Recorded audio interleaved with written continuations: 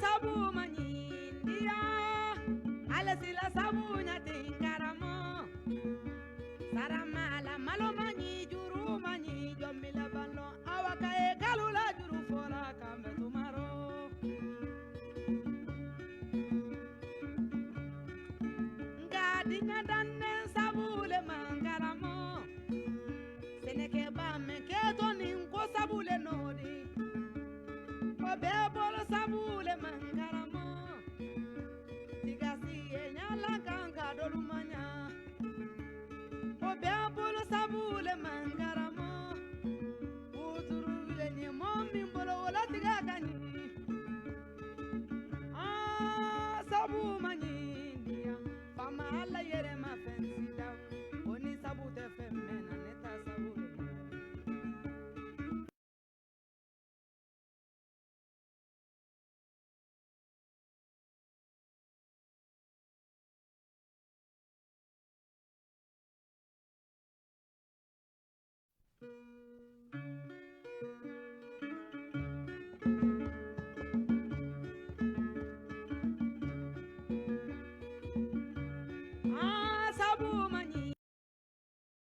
foli bi se jamanaden bɛɛ ma diɲɛ fantan ani naani fɛ k'a fɔ aw ye aw bisimila aw ka jɛmukan mandi kɔnɔ ni o ye Thierno décrypté ko Thierno ka walawala an bɛ an kanubaw fo k'u waleɲuman dɔn ka hakɛtogɛ ɲini kɛ jamanaden bɛɛ fɛ nin waati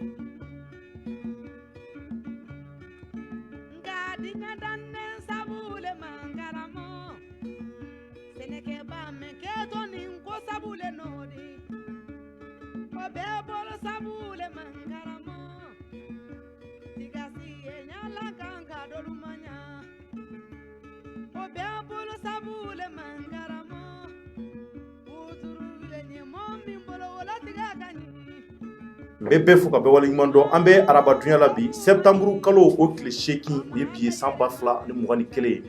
an b'a fɔ ale bi kalo in ala ka hɛrɛ ko ɲuman d'an ma maliyɛnw ala ka kunjɛ ko ɲuman di an bɛɛ kelen kelenna ma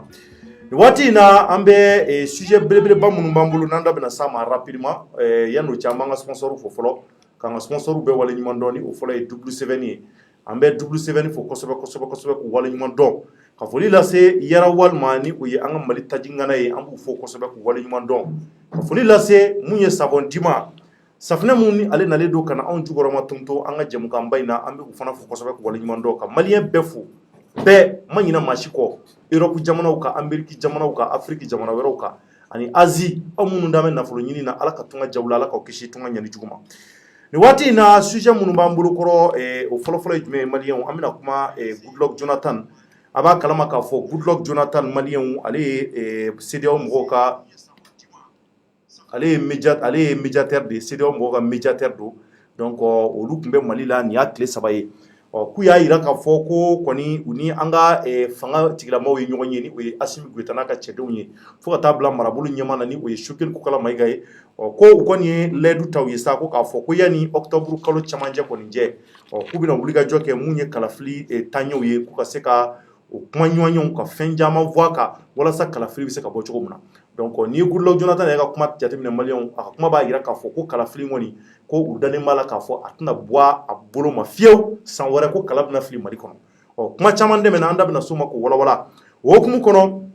an y'a ye k'a fɔ an ka Mali diinɛ ɲɛmaaw fana caman kumana kan nka an bɛna lajɛ Asharafa ni o ye Buya Hayidara ye fo Ɲoroti Sahel an bɛ Ɲoroka bɛɛ fo ka bɛɛ waleɲuman dɔn an y'a mɛn ko Buya Hayidara kɔni ye kɔrɔfɔ kɛ depuis dɔgɔkun tɛmɛnen na a ka mɔgɔw ko mɔgɔw bɔra ka taama k'a fɔ ko ka dɔ fara camancɛ fanga kan mun ye Goodluck Jonathan yɛrɛ ka nani ye Mali kɔnɔ ko Asharafa ni o ye sirifukɛ ye ko a ye kɔrɔfɔ kɛ o fana kan an bɛna Cheikh Kulibali wele fo Ɲoro ale ye le porte-parole des jeunes amalistes an bɛna wele fo Ɲoro an bɛ Ɲoroka bɛɛ fo ka bɛɛ waleɲuman dɔn o kelen tɔgɔ la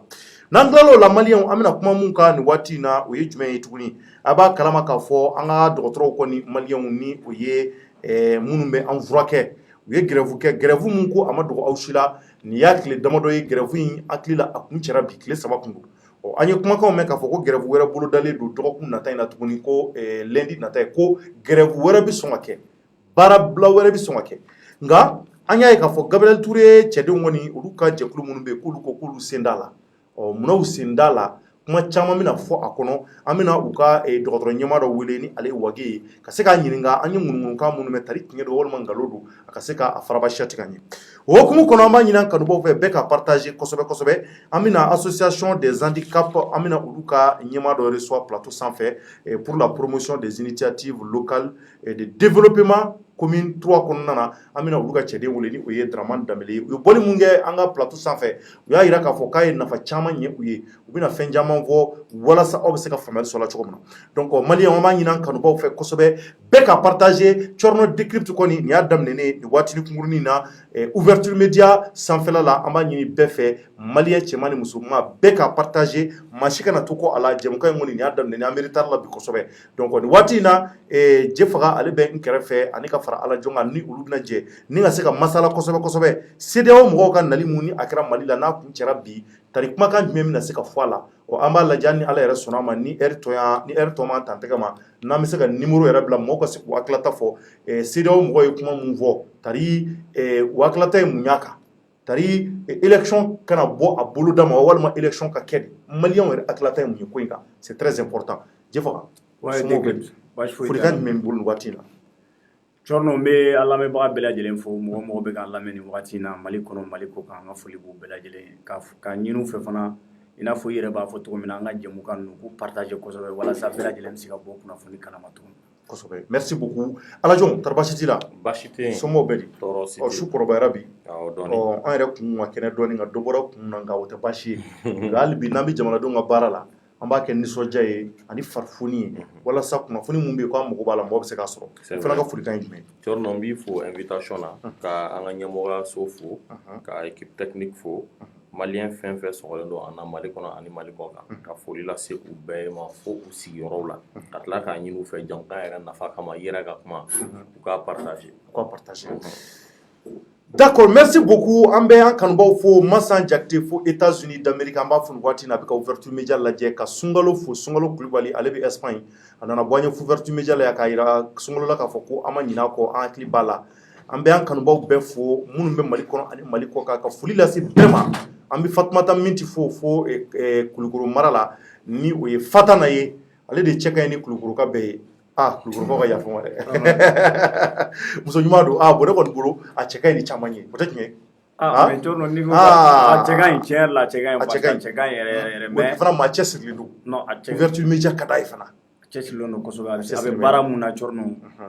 cɛbakɔrɔ baara don dɛ an bɛ Fatumata Minti fo k'a fɔ a ye ala ka kanu to ala k'an to ɲɔgɔn ye an bɛ bɛɛ fo k'a fɔ an bɛna don sujet kɔnɔ nin waati in na a y'a partager kosɛbɛ nin waati in na an bɛ retard la kosɛbɛ sabula nɛgɛ kaɲɛ 22 kɔni tɛmɛna ni sanga caman ye an bɛna don babu mun kɔnɔ n bɛ segin a kan k'a jira k'a fɔ Goodluck Jonathan a b'a kalama anw ka jamana kɔni ɲaminen Ibrahim Boubacar Keita bɔlen fanga la maliyɛnw a ka kan mun ye CEDEAO mɔgɔw ye olu de wuli ka jɔ sabati sabula Mali bɛ CEDEAO jɛkulu la u yɛrɛ ka kumakan na u y'a jira k'a fɔ ko Mali yɛrɛ fana sɔrɔla maa minnu bɛ yen k'u ye hakilila sɔrɔ ni ka se ka CEDEAO bila en place CEDEAO kɔni a bɛ kɛ sababu ye jamana minnu bɛ yen ko anw ka surun ɲɔgɔn na Burkina b'o la Sénégal b'o la Laginɛ b'o la Côte d'Ivoire b'o la anw jamana damadɔ bɛ yen nɔ mun b'a to an ka hakɛw an ka ko tɛ se ka taa ɲɔgɔn kɔ o ko bɛ se ka lakana cogo jumɛn hɛrɛ ni baden kɔnɔ an bɛ se ka don ɲɔgɔn ka jamanaw kɔnɔ k'a sɔrɔ visa ko t'a la k'o ma gɛlɛn an ni ɲɔgɔn ma o CEDEAO ko mun n'a bilala sen kan wariw bɛ se ka circuler an ka jamanaw kɔnɔ cogo mun na jamanadenw bɛ se ka lafiya sɔrɔ cogo mun na n'i taara baara kɛ Burkina n'i taara baara kɛ Burkina ou bien Sénégal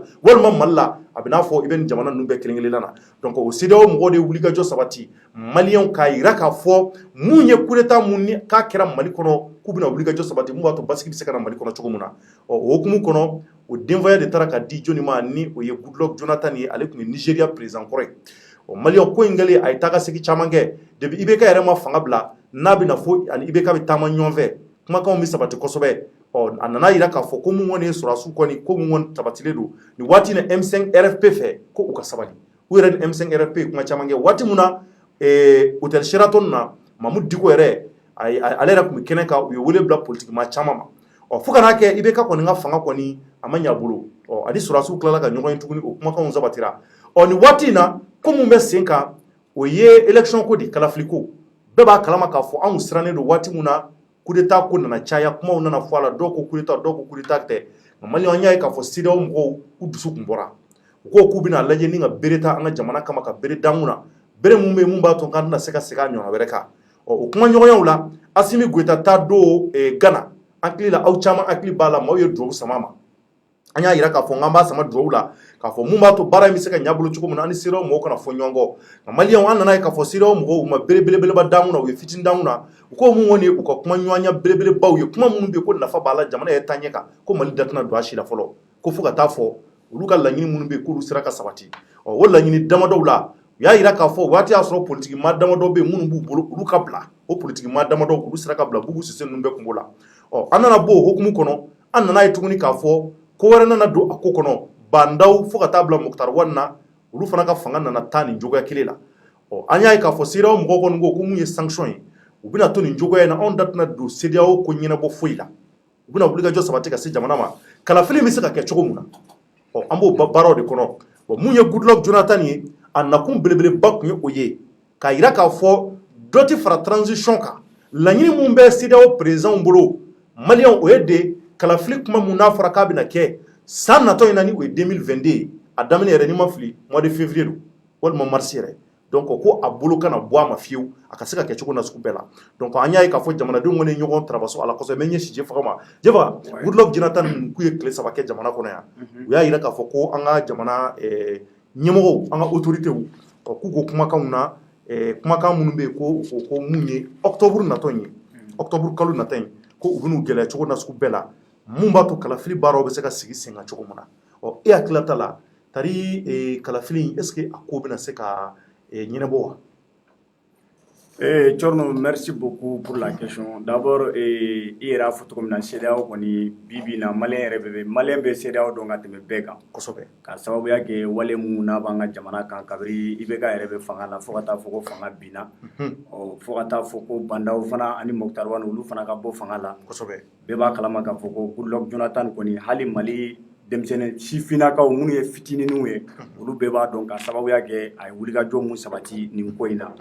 il faut reconnaître que Goodluck Jonathan yɛrɛ fɔ cogo min na n'a ka délégation de nana délégation kɔnɔna la maa wɛrɛw tun b'a la minnu ye jamana wɛrɛw ka ministres ye fo ka taa se jamana wɛrɛ maabaw wɛrɛw ma donc a n'olu bɛɛ de jɛra ka na kuma ɲɔgɔnya kɛ d'abord an bɛ kuma ni mun ye o de ye Goodluck Jonathan yɛrɛ ni mun ye u ka mission ye u nakun ye mun de ye fɔlɔ il faut k'an k'o de dɔn parce que n'i y'a ta k'a lajɛ maa caman y'a ta u ka kɔrɔfɔw la surtout kabiri wagati min na Goodluck Jonathan yɛrɛ nana mɔgɔ caman y'a fɔ k'a fɔ ko u nakun tɛ dɔwɛrɛ ye mun ye camancɛ fanga mun na an b'a kɔnɔna la ko u nakun de ye walasa a kana prolonger mais sauf que mɔgɔw bɛ ɲinɛ fɛn dɔ de ko n'i ye CEDEAO ta k'a lajɛ CEDEAO ye jɛkulu de ye jɛkulu mun ni a bɛ c'est à dire farafinna Afrique de l'Ouest n t'a dɔn n bɛna ES fɔ cogo min na farafinna tile bi yɔrɔ c'est à dire jamana minnu bɛ farafinna tile bi yɔrɔ la o bamanankan to yen tile bi a bɛ fɔ cogo di tile bi yanfan n'i y'a fɔ marakana mɔgɔ tɛna faamuya marakaw bɛna faamuya mais caman bɛ minnu tɛna faamuya donc jamana minnu bɛ Afrique de l'Ouest olu de jɛra c'est à dire ka jɛkulu in sigi sen kan n'i ye jɛkulu in ta k'a lajɛ a sigikun tun tɛ dɔwɛrɛ ye walasa mun ye sɔrɔ ye ka se k'o c'est à dire k'o yakubaya k'o bonya an yɛrɛ dama ni ɲɔgɔn cɛ mais au delà de ça wagati dɔ nana kɛ u y'a laɲini k'a fɔ ko ka na ni texte kuraw ye pour que min ye o ma sɔrɔ dɔwɛrɛ fɛ n'i y'an ka jamana ninnu ta k'a lajɛ i bɛ taa sɔrɔ généralement coup d'état cayara Afrique de l'Ouest kɔnɔ kosɛbɛ maintenant pour que coup d'état kana kɛ parce que coup d'état wale o wale a bɛ kɛ sababu ye mun ye sɔrɔw ye a bɛ sɔrɔw nagasi donc pour que coup d'état kana waleya c'est-à-dire u farala ɲɔgɔn kan de ka mesure dɔw ta ou bien hali ni jamana mun kɛra sababu ye ka coup d'état waleya i ka jamana kɔnɔ sanction dɔw bɛ yen u b'olu bolo kan d'ailleurs c'est pour que sanction dɔw bɛ Mali kan maintenant Goodluck Jonathan nana Mali la caman y'a yira k'a fɔ k'a nakun tɛ dɔwɛrɛ ye k'a fɔ ko mun ye camancɛ fanga in ye ko ka dɔ fara a kan ko k'a ka dan c'est à dire 18 mois min fɔra mais sauf que mɔgɔw bɛ ɲinɛ fɛn dɔ de ko CEDEAO jɛkulu don mun na transition bɛ sigi sen kan wagati mun na ni chartes bɔra ni assises kɛra c'est à dire concertation nationale bɛɛ kɔfɛ fo ka taa a bila charte bilalen sen kan u ye ɲɔgɔn ɲɛnajɛ dɔ de kɛ a ɲɔgɔn ɲɛnajɛ la a don Wage ni ka fara Jaw kan ani Assimi olu de déplacera ka taa Ghana donc u tagalen Ghana a kɛra le 15 septembre 2020 donc 15 septembre 2020 a yirala yen de k'a fɔ ko min ye camancɛ fanga in ye ko a bɛ dan 18 mois ma sinon yano cɛ kuma caman kun fɔra c'est à dire que a délai ko la mais bɛnkan kɛra mun ye o de ye k'a fɔ ko 18 mois maintenant ninnu ka nali yan o ti dɔwɛrɛ u nana de kumakan mun ni an ka mɔgɔw layidu mun taara CEDEAO fɛ an ka mɔgɔw ye layidu mun ta u ye k'a fɔ ko kalo 18 o ni a dafara c'est à dire que transition bɛ bɛn o délai de ma donc u nakun ti dɔwɛrɛ ka na lajɛ layidukan mun taara o ye kelen ye a filanan tuguni k'a lajɛ yɛrɛ transition yɛrɛ a situation bɛ cogo di parce que wagati min na transition bɛ na yanni transition ka na o y'a sɔrɔ jamana kun ka kalan kosɛbɛ fɛn caman kun bɛ kɛ donc u nana d'ailleurs ni y'u ka discours ta k'a lajɛ a kɔnɔna na u b'a yira k'a fɔ ko u bɛ c'est à dire que u b'an ka gouvernement fo u bɛ transition mɔgɔw fo parce que u sera ka sababu bɛɛ lajɛlen tigɛ walasa kalmu bɛ se ka na jamana kɔnɔ donc ni y'o ta k'a lajɛ au-delà de tout ça kalmu kɔrɔ basigi voilà basigi bɛ se ka na jamana kɔnɔ parce que voilà donc u nana ka na o kɔrɔfɔ de fɔ et après kuma layidu mun taara n'o de ye k'a fɔ ko transition ni camancɛ fango k'a bɛ bɛn 18 mois ma u nana ka na an ka mɔgɔw ɲininka yalima transition in aw ye layidukan mun ta yala layidukan bɛ timɛ wa c'est pourquoi i b'a ye CEDEAO mɔgɔw ka kɔrɔfɔ la u b'a yira k'a fɔ ko an ka mɔgɔw yɛrɛ ko transition in délai mun fɔra k'u b'a respecter donc il faut que mɔgɔw k'a faamuya parce que maa caman b'a fɔ ko non ko CEDEAO de bɛ k'a essayer ko k'a imposer an na non an ye layidu dɔw de ta u ye layidu mun taara ninnu ye c'est à dire que ninnu Jonathan tɛ dɔwɛrɛ ye ka na suivi de kɛ k'o bɛ ka taabolo mun kan a nana ka na o de lajɛ ka sɔrɔ ka ɲininkali kɛ mais e bolo est ce que élection in bɛna se ka kɛ wa e bolo kalafili bɛna se ka kɛ wa bon Corno ne bolo kalafili n'a bɛ se ka kɛ ou bien n'a tɛ se ka kɛ je pense que je ne suis pas mieux placé pour dire que kalafili bɛ se ka kɛ ou bien n'a tɛ se ka kɛ maa minnu n'u b'a dɔn k'a fɔ k'a bɛ se ka kɛ ou bien a tɛ se ka kɛ olu de y'a fɔ k'u bɛ se ka kɛ ayi nka e ka jateminɛ na e bolo a bɛ se ka kɛ n bɛna ni kuma ye o Corno ne ko ne ka jateminɛ la par exemple ne k'i ma sisan ko situation bɛ cogo min na élection tɛ se ka kɛ mais n'i y'i pan kotigi kunna i bɛ c'est à dire que i bɛ panko fila kɛ o kotigi ye jɔn ye o ye Mali gouvernement de olu de ko k'a bɛ se ka kɛ malgré que hali ni ne ko n ko par exemple transition a kan ka projet ka sababuya kɛ mun yɛrɛ n'i y'a mɛn ko an bɛ taa kalafili yɛrɛ la o ye kalafili yɛrɛ bɛ daminɛ ni mun ye fɔlɔ n'o ye fichier électoral yɛrɛ n'i y'a ta k'a lajɛ i bɛ taa sɔrɔ o ma réviser yɛrɛ fɔlɔ a fɔra ko réforme dɔw bɛ kɛ o réforme ma waleya fɔlɔ a fɔra tuguni k'a fɔ ko an k'a lajɛ ka organe unique dɔw ko k'a bila sen kan mun bɛna kɛ sababu ye kalafili minnu n'a bɛna kɛ nɔgɔya bɛna a kɔnɔna la olu si ma se ka waleya fɔlɔ ni dun ye temps in ta k'a lajɛ 18 mois mun dira waati mun tora ani sisan cɛ Corno a ka dɔgɔ mais minnu bɛ an ka kow ɲɛma n'olu ma se ka c'est à dire que ni problème bɛɛ lajɛlen bɛ yen olu ma se ka o souligner Jonathan ye ou bien soit olu ye layidu ta ye k'a fɔ k'u bɛ se k'a timɛ ce qui veut dire que Corno ils ont les moyens c'est à dire que le temps restant là waatini mun tora peut-être olu bɛ se ka fɛɛrɛw bɛɛ lajɛlen tigɛ walasa kalafili bɛ se ka kɛ cogo min na. D'accord, merci beaucoup Jefaga. Hali bi an b'a ɲini kanubaw fɛ su kɔrɔbaya kama mɔgɔw k'a partager n y'o de fɔ n ko n'i y'a partager ko kelen i bɛ baraji sɔrɔ parce que an ka kunnafoni barika b'a la quoi. Barikadenw yɛrɛ dama faralen ɲɔgɔn kan a ka di dɛ Jefaga a bɛ ɲɛnabɔ i bɛ baraji sɔrɔ ni Ala sɔnna parce que n'i ye baraji sɔrɔ wa ni Ala ye si d'i ma k'i fatu i bɛ don aljinɛ la n'i ye partager ko kelen kɛ i bɛ étage kelen sɔrɔ aljinɛ la n'i ye partager ko fila kɛ i bɛ étage fila sɔrɔ o don dɛ o sika ka b'i la Jefaga donc an b'a ɲini mɔgɔw k'a partager o ka di ne yɛrɛ bɛna don a la ne yɛrɛ bɛ caman kɛ ne yɛrɛ bɛna tila ka taa partager ko tan kɛ parce que ne mɔgɔ bɛ 10 étage la quoi aljinɛ kɔnɔ ya Alajo tari e bolo kalafili in k'a bɛna k'u bɛn'u cɛsiri a ka se ka kɛ mais e bolo e yɛrɛ bolo personnellement e fana tari kalafili in malgré que CEDEAO mɔgɔw bɛ k'u se bɛɛ kɛ u yɛrɛ ko k'olu tɛ foyi fɛ Mali ka ɲɛtaa kɔ basigi bɛ se ka na an bɛ président kura sɔrɔ maintenant e yɛrɛ bolo maliyɛnw ka hɛrɛ kama an ka nafa kama dɔ ka fara camancɛ fanga in kan walima président kura kana joona joona k'o ka yuguba de. Corno i ni ce question na an bɛ Umar Dukure fɔ fɔlɔ i ka partageli ko la ko k'ale y'a partager 220 fois donc ko 220 étages b'a bolo baara de kɔnɔ an b'a fɔ donc au-delà de tout ça yani i ka question répond j'aimerais un peu rebondir par rapport à ce que Jefaga a dit d'accord a ye CEDEAO historique fɔ qui est d'ailleurs très bien mais au-delà de tout ça il faut que maliyɛnw ka fɛn dɔw de faamuya CEDEAO tɛ yan nɔ parce que a ka di CEDEAO ye CEDEAO bɛ yan nɔ parce que Mali ye CEDEAO yɛrɛ membre fondateur au-delà de tout ça quand tu vois les sources du droit malien i bɛna ye k'a fɔ constitution mana bɔ yen ka na ni loi ye an bɛna les accords et les traités internationaux. Et maintenant, quand il y a un les accords et les traités internationaux légalement ratifiés et approuvés ont une valeur supérieure à celle des lois. Oui, du moins, Mali ni diamoro bolo bla sɛbɛn mun na ko o sɛbɛn ninnu olu nafa ka bon ka tɛmɛ an ka jamana yɛrɛ sariya kisɛw kan. I bɛna ye an y'an bolo bilali min kɛ o sɛbɛn ninnu na olu de b'a to ni problème bɛ CEDEAO État membre dɔ da la CEDEAO ka se ka intervenir yen nɔ a seko ye fɛn fɛn ye k'a kɛ parce que an bɛ se ka kɛ barrière dɔ ye CEDEAO ni problème dɔ cɛ. Donc nous ou boli kana jona kana o problème résolu a bɛ se ka kɛ o problème o bɛna olu yɛrɛ sɔrɔ u siginɔ la don dɔ la o de la u bɛ wuli ka boli in kɛ. Donc k'a fɔ dɔrɔn CEDEAO tɛ yan nɔ parce qu'elle veut intervenir mais a bɛ yan parce qu'elle doit intervenir. Donc i bɛna ye coup d'état kɔfɛ an ka constitution sɔsɔra o a violera parce que le coup d'état est un crime imprescriptible dans la constitution malienne. Mais mun de nana ni charte ko ninnu ni fɛnw ye c'est à la suite. En tout cas, Mali assise nationale kɔfɛ le Mali est dirigé par un droit communautaire. A bɛ n'a fɔ i yɛrɛ tun ye constitutionnaliste wele a ye a ɲɛfɔ la conférence des chefs d'État. Donc garantie dɔw de dira u ma o garantie in ye 18 mois de ko 18 mois élection bɛ se ka organiser. Bon Tchorno Maliens ka hɛrɛ ani u ka bɔnɛ n tɛ se ka n da don o la sisan k'a fɔ k'an ka hɛrɛ bɛ transition ka prorogeli de la walima an ka hɛrɛ bɛ n t'a dɔn n bɛna f'i ye président kura nali de la. E tɛ se k'i da don o la? Non n tɛ se ka o perepere latigɛ. Munna? Tchorno kun caman na. Kun jumɛn? An bɛ n bɛ nale n'i ye n girin i tɛ n diya bɔ. N bɛ fɛ ka min fɔ Tchorno adamaden bɛ minɛ a dalakan de ma. Je pense que wagati min na an b'a fɔ k'an bɛ se ka élection organiser 18 mois kɔnɔna na e Tchorno ma taa marifa jɔ an ka autorités la u k'a fɔ k'u b'a kɛ ne m'a fɔ mɔgɔ si ma a ɲɛfɔ. Donc ni o y'a sɔrɔ Maliens ka nafa de kama u bɛ n'a kɛ ne bolo yanni u kun ka date dɔ fɔ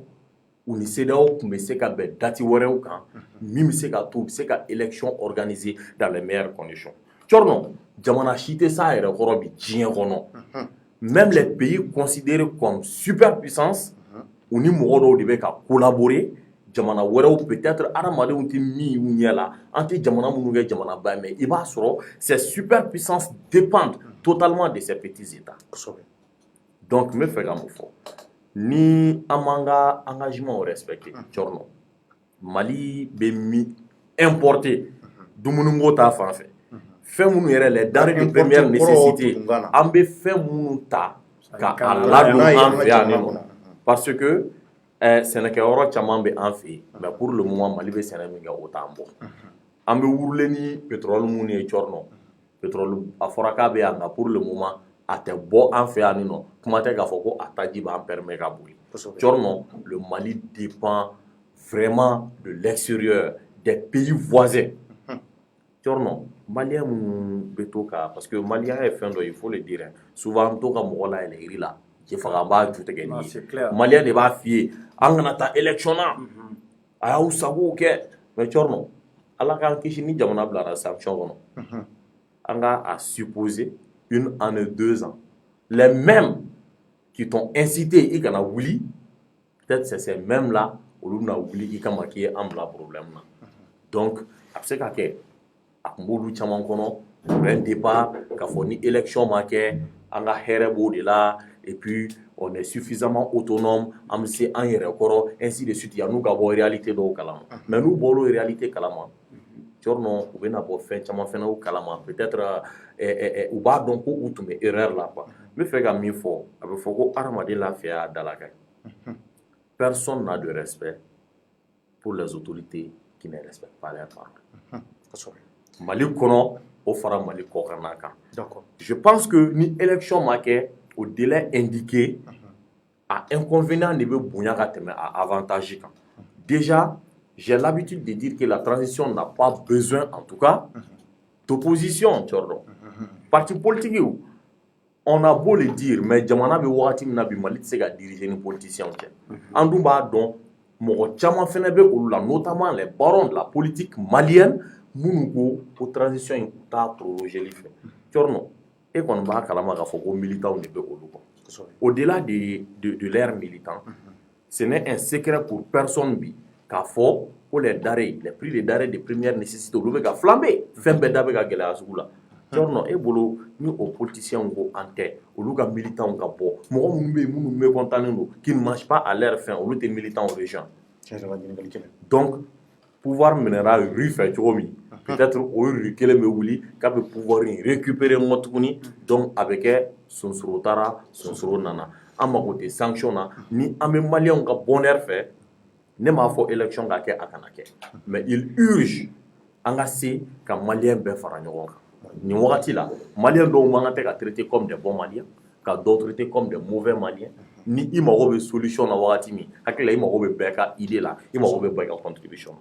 ne hakili la n'an bɛnna min kan à l'interne CEDEAO k'a dɔn k'a fɔ ko consensus bɛ nin de kan les acteurs politiques u bɛɛ bɛnnen don kelen kan les acteurs de la société civile u bɛɛ bɛnnen don kelen kan diinɛ ɲɛmɔgɔw qui occupent aussi une place prépondérante k'a fɔ ko olu fana bɛɛ bɛn bɛ kelen kan ni o ye transition prorogée Thierno on peut aller dans ce sens ni olu ko fana k'a kana proroger je pense que an bɛ se ka taa élection na parce que CEDEAO ko ko hali sisan malgré qu'il n'y a pas eu beaucoup d'avancées par rapport à l'organisation des élections hali u nana nin visite min na ko garantie dir'u ma k'a fɔ ko élection in ko a bɛ kɛ voilà c'est pourquoi e bɛ ka yɔrɔ mun fɔ sisan par exemple e bɛ ka mun fɔ k'a fɔ ko i n'a fɔ c'est à dire diinɛ ɲɛmɔgɔw bɛ ka don da kelen fɛ politiciens bɛ ka don da kelen fɛ an ka bɛn a kan n'a y'a sɔrɔ ni transition kan ka prolonger ou bien n'a man ka prolonger déjà en tout cas on avait déjà pris un engagement l'engagement c'est quoi c'est que on a dit que le délai de la transition est de 18 mois ouais c'est tout le monde est quoi maintenant ninnu ye nin nali min kɛ c'est à dire u ye kumakan an ka gouvernement ye kumakan dɔ f'u ye o kumakan ye mun ye cɛ bɔra ka communiqué kɛ n'o ye Goodluck Jonathan ka mɔgɔw ye u ye communiqué kɛ k'a jira k'a fɔ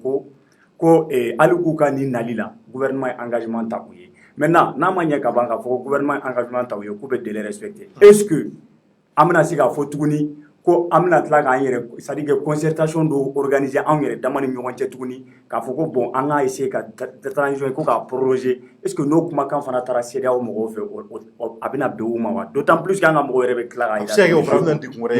je vais en venir parce que malgré que u ka u yɛrɛ dama ka ɲɔgɔn ye parce que anw de bɛ jamana kɔnɔ c'est nous qui connaissons les réalités du pays n'i ye Mali ta k'a lajɛ bi bi in na an bɛ situation mun na très sincèrement n'i ko k'i bɛ kalafili kɛ nin wagati in na ça va être très difficile d'ailleurs la mise en place même de l'organe unique ni bɛɛ lajɛlen bɛ k'i disi gosi ni mun ye ko fo de ka kɛ walasa mun ye élection ye n'an bara kana k'a la degun bɛ ka don u ni ɲɔgɔn cɛ parce que parti politique yɛrɛ mɔgɔw ani gouvernement u tɛ ka se ka bɛn kelen ma il y a blocage là-bas donc n'i y'o olu bɛɛ degun ta k'a lajɛ ka tila k'a lajɛ tuguni kalafili yɛrɛ n'a bɛ waleya fo fichier électoral de ka réviser fɛnw de kan ka kɛ maa minnu sara minnu si sera voter mais transition tɔ man ca c'est pourquoi moi j'ai été surpris de voir que nous y a déclaration qu'on a là ko an ka gouvernement ko mun ye transition ye k'u bɛ délai respecté connaissant toutes ces difficultés c'est à dire que ni degun minnu bɛ anw da la u ka tila k'a fɔ tuguni k'u bɛ délai respecté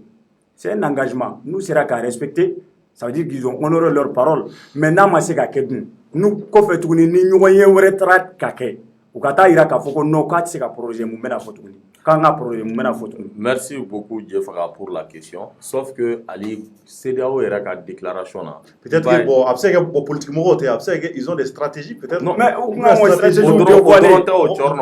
Ali CEDEAO a communiqué là. Scepticisme bien. Oui. Ils sont sceptiques quant à la tenue prochaine des élections à la date indiquée. Oui. Parce que malgré garantie d'Irouma, on m'a avancé concrétisé sur le terrain. Voilà. Donc, M. Gamoufo, malgré dati dira CEDEAO est d'aller à Kelina. Mais, ni en M. Ouma, que vraiment dati indiqué, orati en tant pour diverses raisons, on a sur le tissu social.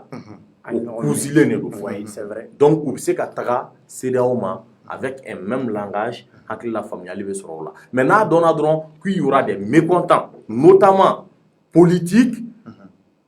Il va y avoir et en bébé ni peut-être un éventuel embargo et pour ça le Mali n'est pas prêt et on n'a pas besoin de ça pour le moment. Vraiment à la joie vous voyez que les gars comme Goodluck Jonathan il y a côté quand nani ku belle mais le politiquement la mais u ye diinɛ ɲɛmaaw lamɛn wa ko ala fɔra ko sigi ka kuma dɔ bɛna k'a ko société civile bɛɛ ko mɔgɔw bɛna sigi ka kuma k'a lajɛ a bɛ ɲɛ cogo min na peut-être a bɛ se ka kɛ ni Goodluck Jonathan taara n'a ye ɲɔgɔn ye u tɛna wele k'a fɔ mɔgɔw sigira ka kuma nka mɔgɔw ma bɛn donc élection tɛna bɔ a ma o bɛɛ bɛ se ka fɔ bon c'est possible tout ça c'est possible mais an kɔni sigi bɛ k'a lajɛ kalafili kɔni ka bɔ nin cogoya la tan a bɛ maa dabali kɔni ban parce que an ɲɛ t'a la kalafili ko bɛ ka labɛn an ɲɛ t'a la foyi bɛ ka sigi sen kan kabako ko don jifaga kabako ko don donc je pense que nin kɔnɔna na an b'a lajɛ ni ka se ka ɲorokaw wele nin waati in na sabula Asharafa ni o ye Buye Haidara ye an y'a mɛn ko ɲorokaw wulila dɔgɔkun tɛmɛnen ka taama k'a yira k'a fɔ k'olu bɛ fɛ dɔ ka fara camancɛ fanga kan k'u bɛ fɛ dɔ ka fara a kan kosɛbɛ mun n'u bɛ fɛ dɔ ka fara a kan et puis an y'a mɛn ko Goodluck Jonathan fana nanen mun ye Asharafa Buye Haidara fo Yoro du Sahel la ko Buye bɔra ka kuma an y'o mɛn ko Buye y'a hakilata fɔ a kan donc je pense que o kuma ka ɲi Amalisiw de da kɔnɔ donc an bɛ n'u ka porte-parole wele n'an bɛ to k'ale wele kɔrɔlen ni o ye Cheikh Kulibali il est le porte-parole des jeunes amalistes du Mali donc an bɛ n'ale wele k'a ɲininka tari Serifukɛ ye mun fɔ ko kan parce que ale fana ye jamatigi ye a da yira jamana jɔli caman na a da yira fɛn caman na wa politique mɔgɔw bɛɛ bɛ t'i kunkolo siɲɛ ale de kɛrɛfɛ n'a y'a tɛgɛ da i kunkolo sanfɛ ka duwawu caman k'i ala b'a caman minɛ donc an b'a lajɛ ni ka se ka ale wele ka ɲininka ko ninnu taabolo la tari Asharafa ka kɔrɔfɔ kɛra mun la nka k'a yira aw kɔni na k'a fɔ nin waati in kɔni na kɔni mun ye Goodluck Jonathan u kɔni seginna ni ka taa u ka denbaya la tile fila u nana tile fila taama mun kɛ yan o tile fila taama o de dafara donc je pense que o kɔni o faamuyara nka malheureusement an tɛ ka chèque sɔrɔ donc Jefaga e fana bolo dɔ ka fara camancɛ fanga kan e bolo o y'a fɔra yan avant k'an ka chèque sɔrɔ bon Thierno dɔ ka fara camancɛ fanga kan ne bolo n ye kumakan minnu fɔ kosɛbɛ parce que en réalité dɔ faralen ni dɔ kana fara kan i bɛ Mali de ta k'a lajɛ si an b'a dɔn k'a fɔ ko problème minnu b'anw da n'an bɛ se ka a problème résoudre délai mun fɔra n'a bɛ se ka kɛ o kɔnɔna la Thierno an bɛ se k'an ka élection k'a la mais au-delà de ça n'an b'a dɔn k'a fɔ k'a tɛ se ka waleya a ka kan an k'a jate minɛ. Allô? Oui, Cheikh. Salam alaikum. Oui. Thierno, salam alaikum. Kar basi t'i la kɔni? Somɔgɔw bɛ di? Ba alhamdulilayi. Aw bɛ di? Wa ça va ni waati in na ouverture média kan an bɛ hakɛto kɛ ɲini k'i fɛ sabula an ko k'an b'a daminɛ nɛgɛ kanɲɛ 19 nka ala m'o latigɛ. Alhamdulillah. Voilà, donc je pense que mɔgɔw b'i dɔn kɔrɔlen tu es le porte-parole des jeunes amalistes. Kuma bɛ mun nɔfɛ i wele kun ye mun ye an y'a ye ko an y'a mɛn ko ɲorokaw kun wulila dɔgɔkun tɛmɛnen ɲorokaw ka wulili la ko u ko k'u bɛ fɛ dɔ ka fara camancɛ fanga kan bon o tɛmɛnen kɔfɛ an y'a mɛn fana ko Asharafa ni o ye Buye Haidara ye an bɛ foli lase a ma ka foli lase Amalisi bɛɛ ma donc ko Goodluck ka nali fana na k'a ye a hakilata fana fɔ a kan donc i bɛ se ka mun fɔ an ye kɔrɔfɔ ninnu kan. D'accord, Thierno, n b'aw fo ka waleɲuman dɔn bɛ ouverture média lamɛnbaa bɛɛ fo ka maliyɛn bɛɛ fo ka ta Mali kɔnɔ ko Mali kɔ plus précisément n bɛ ɲoroka bɛɛ fana fo n b'an ka cɛkɔrɔba fo n'o ye Mohamɛdi Cheikh Haidara ye ne bɛɛ b'a fɔ a ma ko Buye ne hakili la Thierno ni depuis ni transition in ka daminɛ fo bi Buye ma hakili la dɔgɔ parce que n bɛ deli k'a fɔ ye Buye mɔgɔ de ye n'a bɛ ko min na ale t'a fɔ duguma a b'a fɔ sanfɛ de a bɛ se ka kɛ a tɛ diya dɔw ye i b'a fɔ a bɛ diya dɔw ye cogo min mais Buye y'o mɔgɔ ye Buye kɔni ko jamana in taabolo bɛ cogo min Thierno dɔgɔna ko tɛ o maliyɛn bɛɛ ɲɛ b'a la ne hakili la transition in u bɛ ka délai normal min fɔ k'a kan ka ban mois de février ka élection organiser a la n'an ko an b'o kɛ an ma laɲini ala fɛ mais an bɛ ko wɛrɛ min ka jugu ni 2020 ta ye. Cogo di? Thierno i bɛ se ka réforme jumɛn kɛ réforme ɲuman jumɛn kɛ 5 mois kɔnɔ ka taa référendum na ka tila k'a fɔ ko peuple ka taa ka t'u ka président choisir ka député choisir kalo 5 kɔnɔ o élection ɲuman bɛ bɔ min?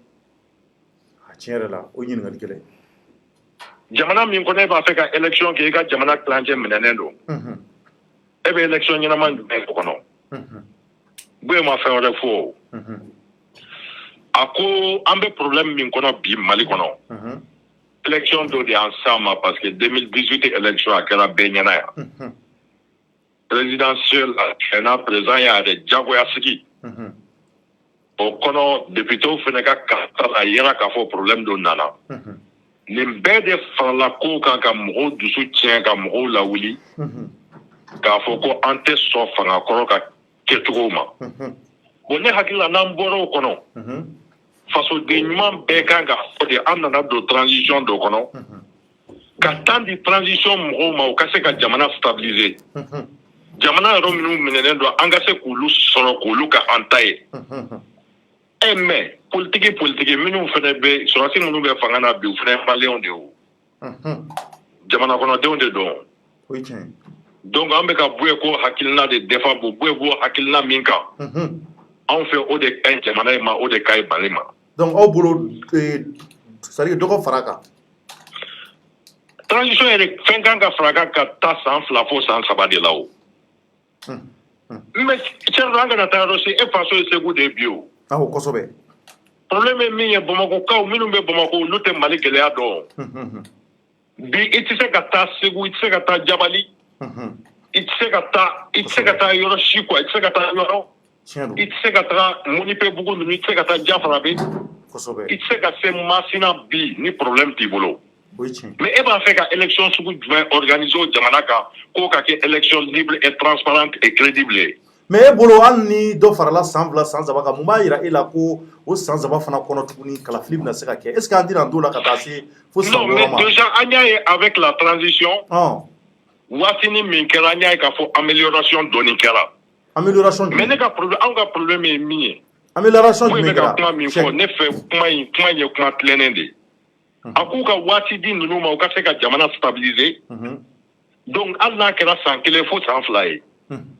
o kɔfɛ élection bɛ se ka organiser fanga bɛ ta ka di politiciens ma komi olu ka kɛlɛ fanga ko de fanga in ka ta ka d'u ma mais ni fanga taara ka di nin cogo in na kalo 5 in kɔnɔ ko élection ka organiser février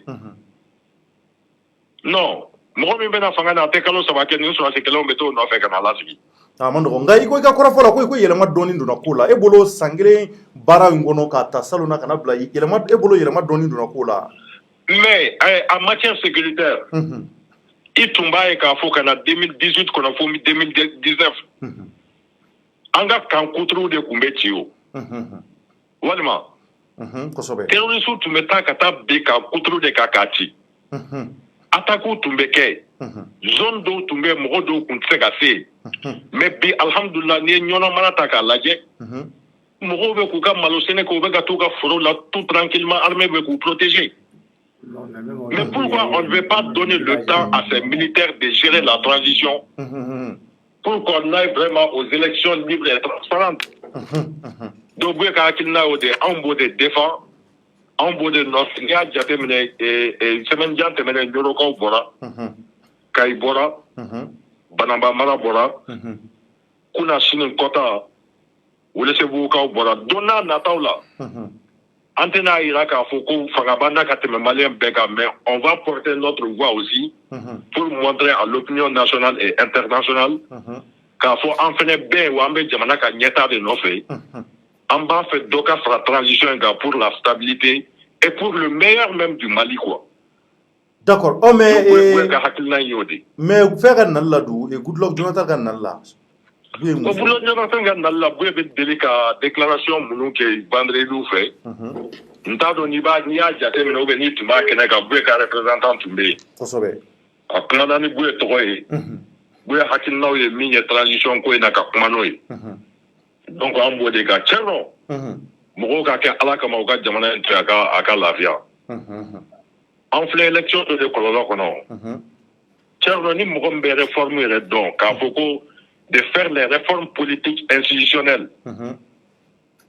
au processus avec 6 à 8 mois tardé.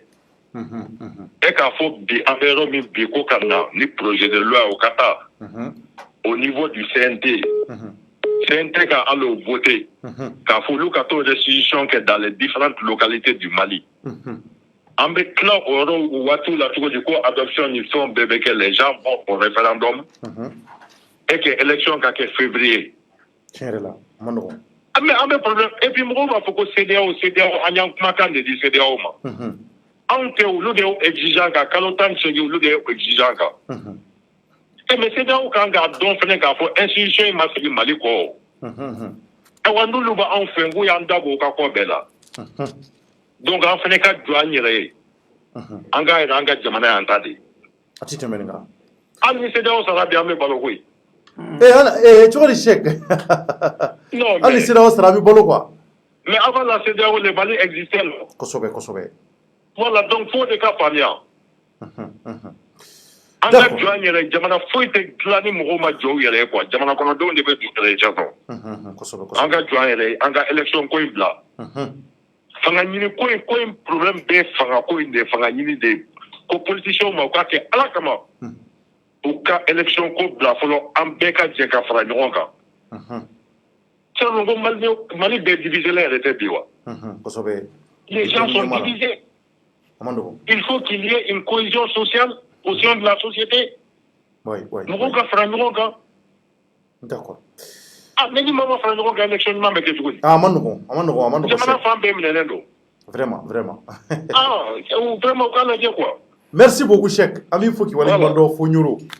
alaka boshula jeba ka Cheikh ka korofo la me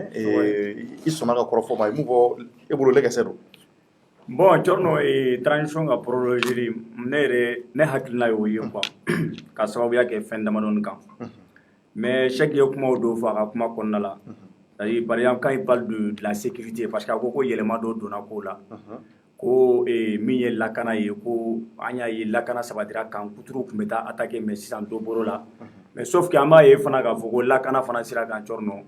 yelema chama ma do ala par sabla ni ata ka laje kabri u nana fo kana bla ni wakati la kuma chama amborgo be ga bianka ali bi nyoro mara ale re bora ka exemple ta yoro mun kan j'ai appris que il y a un village là-bas ntaro village into ko songo wa we songo depuis 6h du matin chorno embargo be jadi su nana kana en circuler ka embargo moti do donc tu vois ça dit que au yoro la ne ma ba o ma quoi mais ni ngo je suis pour la transition la prolongation de la transition ni nga raison do a raison folo e munye ba ni anga jamana ta la je chorno basiki balia be jamana kono folo basiki balia be jamana kono mais ne be transition prolongée be mina parce que il faut que ni transition be prolongée autorité ou ka don ka foko u ye wagati hake munke les autorités de la transition chorno u ye wagati hake minke kana blani wagati la il faut que malé nga o tien fana fu o tien munye ka yula ka foko changement ma do ko la c'est à dire que ambe transition prolongée o ta ira ka foko ka ngwale mun sabati ko changement de donare changement ma do ko la re parce que ibega tagara ko lakana balia banka ibega tagara ka foko comment dire ko kalambalia anya ye metru jamu ni fon kera condition mun anya ye ibega tagara ka foko cherté de vie be no de ya mo ka balo sur liga gele torno o balo sur balia be sena halsa donc ibega tagara région chamana halsa fait ma yelema o région na donc mais torno dondondo ngati ni boko de finyana dondondo ambe kalo jolla deti kringa obliga ta torno ambe kalo jolila par exemple aisa mega na kuma munye mega na kuma munye torno dembe munuma oye ni kalo gele kalo mais d'une transition de l'air dira oma c'est une course contre la montre o de dira oma a fora de ko 18 mois c'est là mo na we mufo ngu kuma na ni dele ko kuma ide maintenant ne ko ni ça dit que na transition ya ka projet o kadine muna parce que ni ata ka laja anga jamana am mako be muna changement munu ni jamana don wara ka foku mako bola o changement kelente ne bisika mun fo ka sabatira ati donc transition be sika projet mais aka kan jamana don fana ka yira munu be ka on mara ni wakati na ka yirula ka foko o ye wakati hake mun ka an ka changement manqué mais amena transition projet wala sa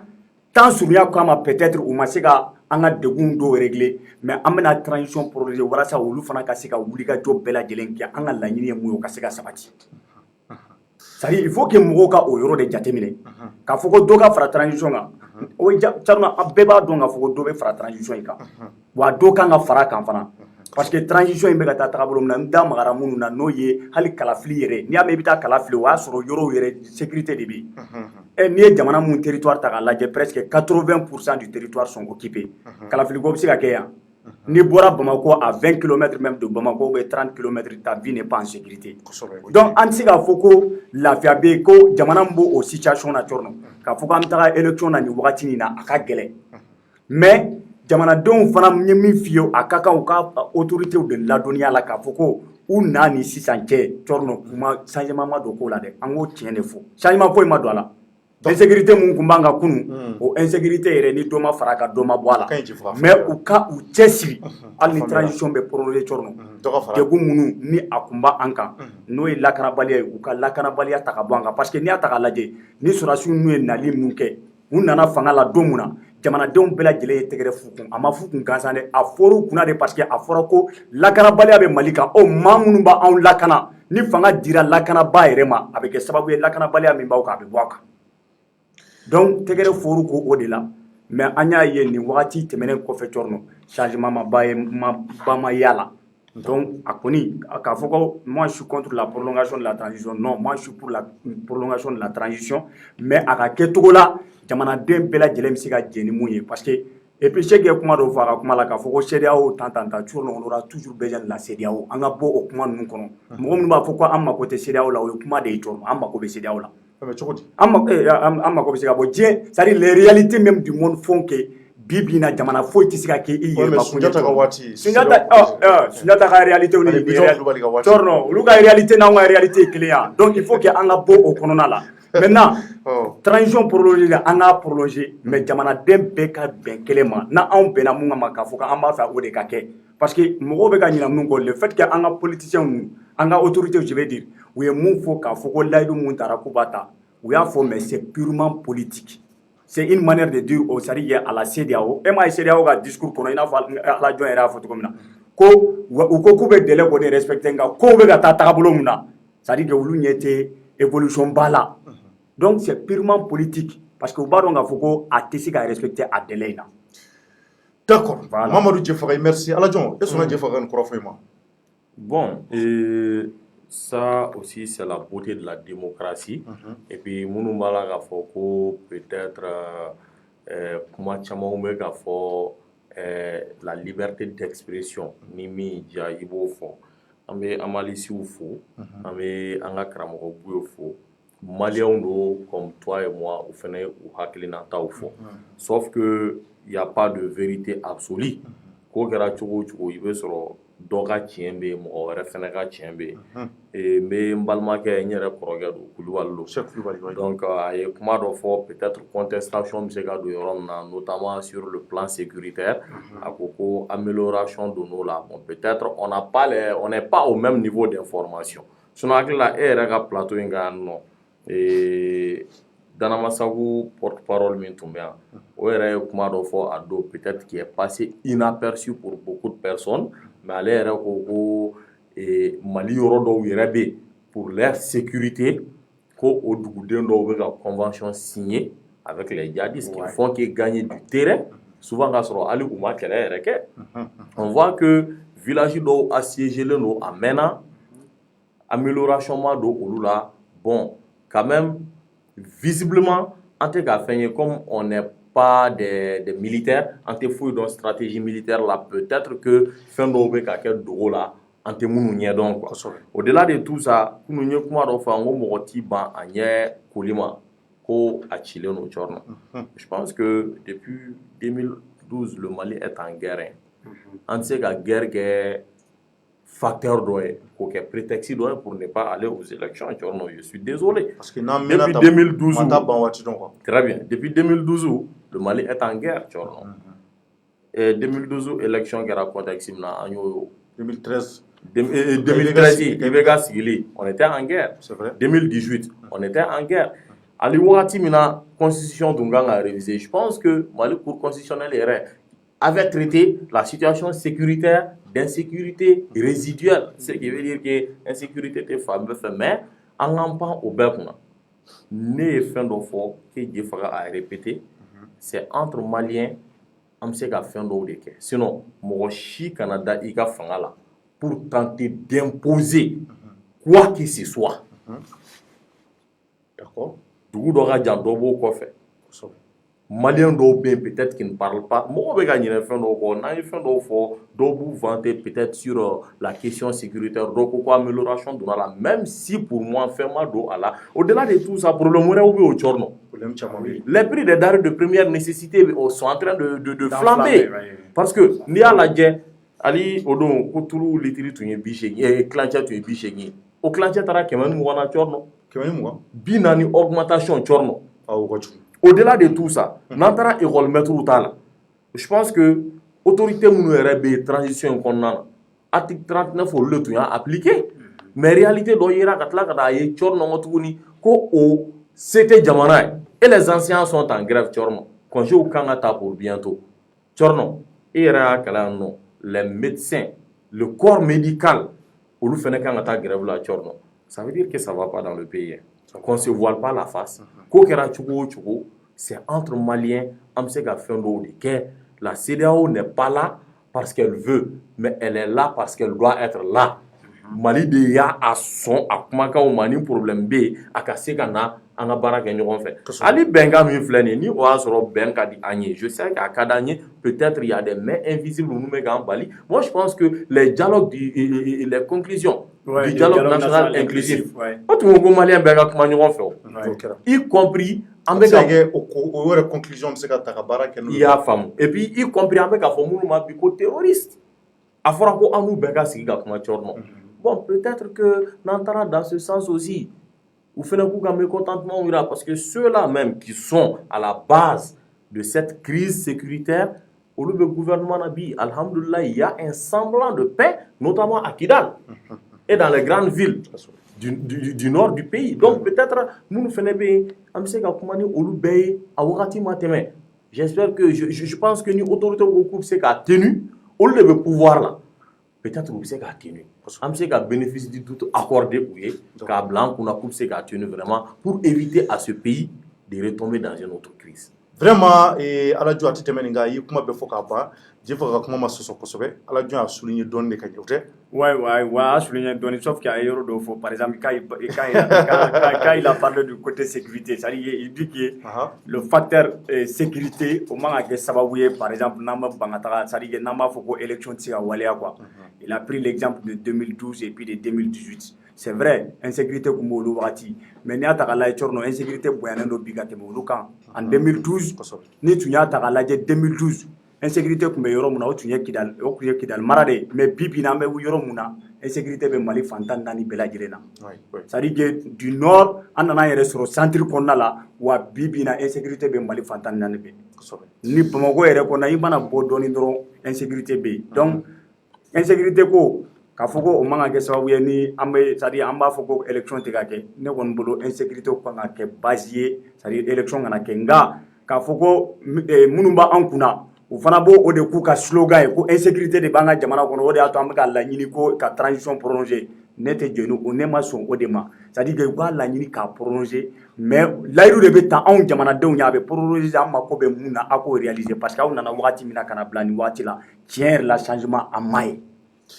Ok, Jeff, merci beaucoup. Rapidement, on continue sabula RB ka janfsa kosɛbɛ français kaw bi 1h waati la ni waati na 1h du matin ka surunya donc shukuru bayra kosɛbɛ yɛrɛ de donc an bɛ hakɛto kɛ ɲini kɛ maaw fɛ o la ka yira k'a fɔ yanni jɛmukan kun ka daminɛ an kun kan ka tasibila kɛ ka ɲɛsin Mamadu Igor Jara ale furumuso ala ye a ka kalifa minɛ a la sɔgɔmada in na an bɛ ouverture média tɔgɔ la an bɛ dugawu dun kɛ k'a fɔ ala ka hinɛ taba la ala ka dayɔrɔ nɛɛma ala ka yen kusaya ma ni yan ye Igor Jara ye an ka Mali politique maa ye a ye jɔyɔrɔ caman kɛ Mali kɔnɔ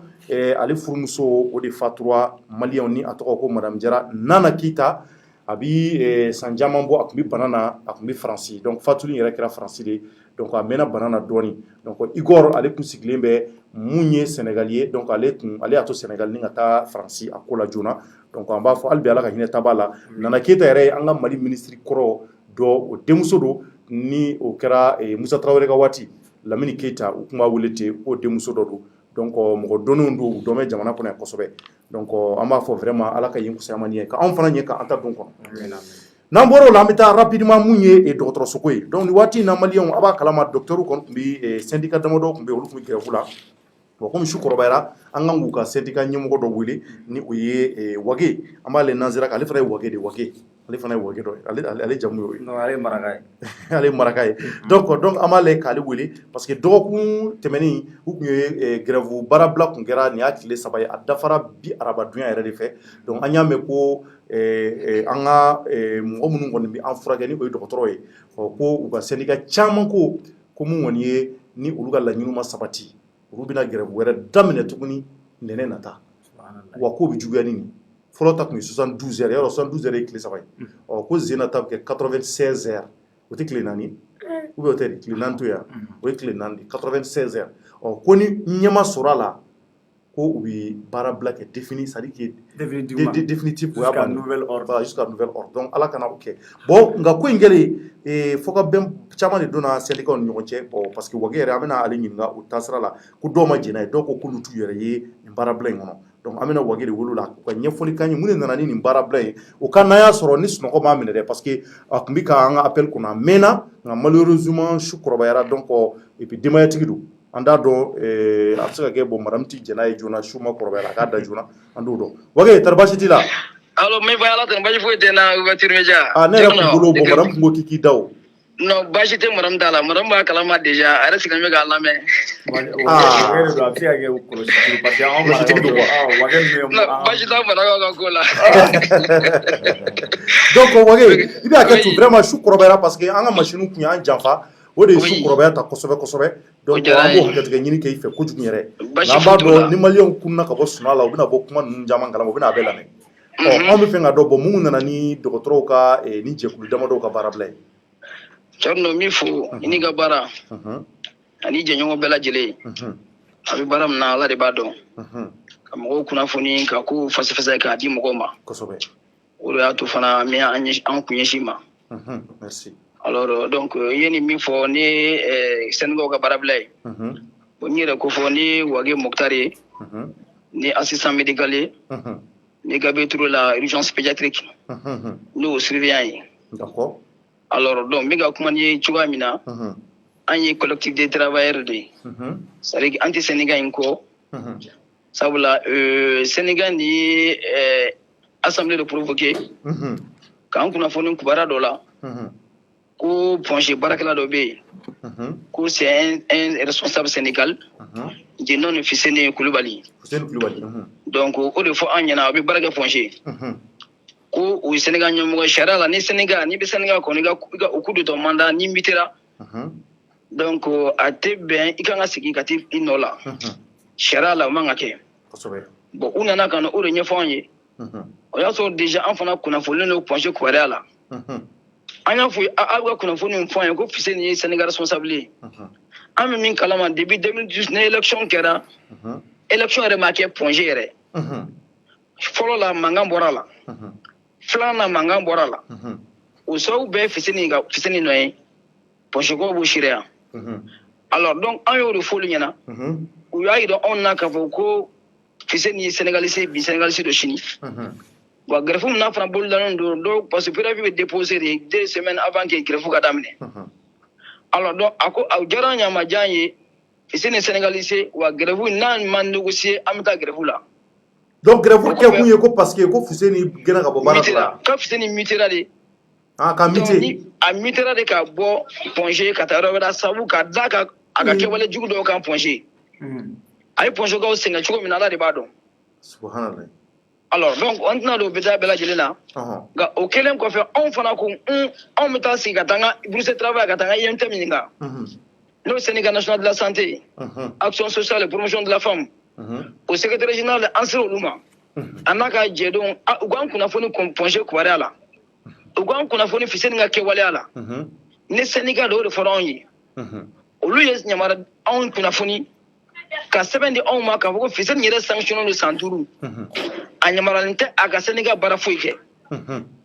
olu ye ka bureau national fɔlɔ olu ye san 1 d'a ma congrès min kɛra congrès ye san 5 de di Fuseni ma Fuseni ye kɛwale jugu minnu kɛ ko da se ka don a ka ko la yɛrɛ il a été même accusé comme un récalcitrant o i bɛ ka yɛrɛ ka kuma in donc ko bɛɛ caman de kɛra cɛ in ka ko la a ye rébellion caman de posé vandalisme a y'o bɛɛ de kɛ Ponché subhanallah n'a fɔra ko anw ka baara bila mɔgɔ min tɛ Sénégal ye comité t'a bolo n'a bɛ ka préavis déposer n'a taara fonction publique la olu b'a ɲininka a bɛ ka comité jumɛn de représenter parce que an bɛ min kalama Karim ne ye Pongé secrétaire général ye alors ale k'ale fana o secrétaire général o Sénégal kelen kɔnɔ INTM kelen kɔnɔ o bɛ kɛ cogo di a ye na ni yɛrɛ sigi an ka mɔgɔw fana bɛ ka aw dɛmɛ o ko la Gabriel Touré ka fara Pongé kan o kɛwale la ka bɛɛ bila grève la n'o ye fɛn de b'u bolo ko la coordination des hôpitaux sur le syndicat de coordination des hôpitaux Pongé Gabriel Touré Kati hôpital Dermato ani Odonto olu bɛɛ kan ka fara ɲɔgɔn kan k'u bolo nɔ sɛbɛnna k'a fɔ ko u bɛ taa ni grève ye hôpital Mali sen t'a la hôpital Odonto mi sen don a la Kati mi sen don a la alors donc Pongé min y'a kotigi ye anw nɛgɛ mɔgɔw k'u bɛ fara Pongé kan an ko an tɛ jɛnɛw de ye an baarakɛlaw an militant an tɛ jɛnɛ ye donc o b'a yira grève mun banna bi aw kun sen t'a la grève an kun sen t'a la grève yɛrɛ u y'a laɲini k'u b'a cɔrɔ an kunna an fana wulila ko an tɛ grève kɛ grève yɛrɛ an y'a boycotté jusqu'à 70% jusqu'à 70% mɔgɔw kɔni y'u ka sago sɔrɔ baaraw kɛra nka o dusukasi u b'u kan mardi fana an y'an cɛsiri ka mɔgɔw kunnafoni il faut que mɔgɔw ka consulter de mɔgɔw kana billet ta banabaatɔw bɛ an bɛ waati min na bi pédiatrie kɔnɔna la n bɛ misali ta an ka service la sumaya bana de ka ca kosɛbɛ denmisɛnninw dalen bɛ gilan sanfɛ fila saba dɔw bɛ duguma joliko dɛsɛ b'olu la n'a fɔra grève bɛ yen i tɛ joli sɔrɔ ka k'olu la o saya mɔgɔ bɛ compter mais o kuma baara in yɛrɛ bɛɛ bɛna bila ko parce que ko dɔ de mitera ko dɔ de mitera mais baara ma bila ko parce que ko gouvernement ma dɔ fara aw ka nafolo kan walima a bɛ ka aw ka baaraw négliger mais dɔ bɛna mite ko dɔ bɛna mite c'est à dire que hali bi sariya a mitera a sariya foyi tɛ yen an ma sariya foyi ma sɔsɔ a ka mutation kɔnɔna la n'a hakili la ni syndicat kan ka militants de lamɛn an bɛ ɲininka de an bɛ jɛnɛ nin ye wa nka anw tɛ ɲininka an bolo de bɛ tɔrɔ min ka da an kɔrɔ parce que mɔgɔ dɔw bɛ an dɔw tɛ c'est à dire que informé tɛ u bɛ taa ko caman na n'a fɔra k'an bɛ grève la dɔrɔn u bɛ taa n'u yɛrɛ parce que dɔw ka intérêt fana de b'o la dɔw bɛ bɔ ka taa clinique la a b'olu nafa nka an kun ye dugumamɔgɔw ye an b'a dɔn an ka sɔrɔ de bɛ dɔgɔtɔrɔso kɔnɔna la ni dɔgɔtɔrɔso taara an ka sɔrɔ de b'o la degun tɛ an ka bi alhamdulila an ka ressources m'u sɔrɔ an ka yɔrɔ bɛ ka dilan yɔrɔ jɛlen don olu tun ye fɔlɔfɔlɔ olu ka kɛlɛ mais bi o t'an fɛ yen bi mais jɛkulu dɔ de bɛ ninnu bolo n b'o f'i ye k'o sɛbɛntiya ninnu bɛ fɛ ka hôpitaliw sigi u sen tabara kɔnɔ de u ka sɔrɔ dɔ kama u ka hakɛ dɔ kama cogo jumɛn Wage mais dalu bɛ bolo la parce que waati min na an ka directeur bɛ wuli waati min na n'a b'o kalama an ka Sénégal ko olu sen tɛ o ko la en ce qui concerne la nomination ou la révocation d'un directeur ça ne les concerne pas la directeur ye baarakɛla dɔ ye aw ko k'a date don u ka ko la mais est-ce que o t'a yira Wage non est-ce que o t'a yira k'aw fana non mais est-ce que o tɛ k'a yira k'aw fana bɛ ka aw disi dɔ la parce que u fana ma sɔn ka aw jukɔrɔma tonto la taro tɛ m'a faamu est-ce que u tɛ ka jamais c'est à dire que n'i ye ko faamu o y'olu ka hakilina ye mais an ye ko faamu n'an yɛrɛ de ye an b'o de an ka hôpital bɛ ka taa cogo min na ka ɲɛ grève banbali a tile 3 bɛ min perdre an kun a bɛ 14 millions bɔ 14 millions a ba bɔ donc an ka nin an bɛ se k'an yɛrɛ to la cogo di k'an don kunna ko min tɛ grève yɛrɛ la parce que allo oui allo an tulo b'i la d'accord INTM yɛrɛ olu yɛrɛ ye a fɔ k'olu sen tɛ nin grève ko in na alors donc sariya la parce que ni olu k'u sen b'a la tun bɛ fɔ an ye mais syndicat misɛnnin damadɔ de bɛ yen olu bolo n'o bila sɛbɛn na k'a fɔ k'u bɛ nin grève soutenir mais an y'a ye mais k'ale Wage allo Wage oui vas-y i ka kɔrɔfɔla y'a yira k'a fɔ ko UNTM yɛrɛ n'o y'aw ka syndicat ba yɛrɛ oui ko y'a yira k'a fɔ ko ale sen tɛ nin fɛn in na maintenant ni dun y'a ta k'a lajɛ e ka kɔrɔfɔ la i b'a ye k'a fɔ ko c'est à dire grève in kɛ kun tɛ dɔwɛrɛ ye parce que maa dɔ de ko k'a b'a fɛ ka maa dɔ de mitera le fait k'a mitera o de ma diya ye o de y'a to u taara grève la mais UNTM mun bɛ aw bɛɛ lajɛlen c'est à dire aw ka syndicat ni maa minnu kɛra nin walew sabatibaga ye o ne ko UNTM tɛ se ka sanction ta k'a da o tigi kan mun ye k'a fɔ ko a tigilamɔgɔ bɛ ka mun laɲini o y'a yɛrɛbakun de mais c'est à dire que a bɛ ka a yɛrɛbakun kisi mais baara kɔnɔna la k'a fɔ k'a b'a fɛ a ka condition ka améliorer o kɛlɛ tɛ mais est ce que UNTM tɛ se ka a ma deli ka sanction ta o tigilamɔgɔw kama. UNTM ye sanction ta ni cɛ in Fuseni yɛrɛ kama. Il y a il doit même pas, tout en ce qui concerne les activités sénégales, à Kanake. Au Congrès, nous résolution B. Donc, Sandourou, il y en a Sandourou. Mais au Bela, avec Kewala Djougouke. Mais parce que, faut qu'on le B. Sénégal, t'as l'aini, à Kamorodoko, ou le Fangala. Katano au tribunal là. Parce que Kobe l'aini, Aklide, Naya ou Damine Kola, Jamana, il n'a même pas fait faire nos Antoluke. Donc, au lieu qu'on a fait le rôle là. Donc, par exemple, la question, c'est qu'il y a une Kaban. Fonction publique, il faut Kalaman, Kafo, ou ya Yamara, Kafoko, à Tsenko comité tabou. Mais, au Bekan, qui est le jour de Kandala. Mais, docteur Mounoun Toura, ko ka grève, ou luta donc à Foko, ou Beka Kele Munkeko, c'est-à-dire à Kawale, Tchedjougou de Ato, à Mitera, ou Luto Kalama. Mon chamambe, il faut lutter fin Kalama, nous refier, dans ce qu'on a là. Modo de be ade o klefani ko na ane wulani sebo ye kayila anga professeur dola anga chef de service dola o lugo me ko ni ne grefu kunye wa me ko lute ni nyodo parce o le dana da ko Sénégal nyamo ka no le zeni bengali mais na ko la nyini kana abe deme abe mo kuna foni mais ko ni ne de wa ko ni ta kumbo o la to baro kera à 70% to yu bankata dogo ko olube mo wala ye do ma sonti Munga na fa be yoro wɛrɛ la olu tara kiligwa kilinugu la ka t'u taw ɲɛɲini anw kɔni ma an ta ɲani gabriel kɔnɔna la donc o de ye ko in yɛrɛ gɛlɛyayɔrɔ ye mais dɛnɛn nata ko an y'a mɛn k'u bɛ fɛ ka dɔwɛrɛ kɛ tugun est ce que o bɔra dɔwɛrɛ kɛ mais ni ala sɔnna ma o b'an sɔrɔ u ɲɛ ye cogo jumɛn voilà o t'a la mais ni ala juma yira na an bɛna assemblée générale ba dɔ convoqué hali bi ka kunnafoni ka intensifier mɔgɔw ka faamu a tɛ tɛmɛ nin kan lundi don an fana kan ka min bolo la an b'o waleya. D'accord. Donc, on n'aime pas la violence. Vérité contre vérité.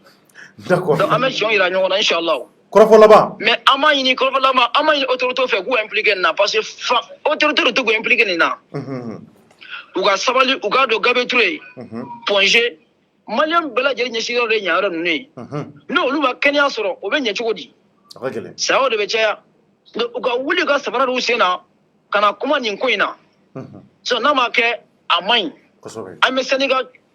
ka ame Senegal jogu chamando olu be beseni muru ta nyon kama ka anti ala del ola ka be tire kono ame bene ko ame kuna fo nyuma ne ko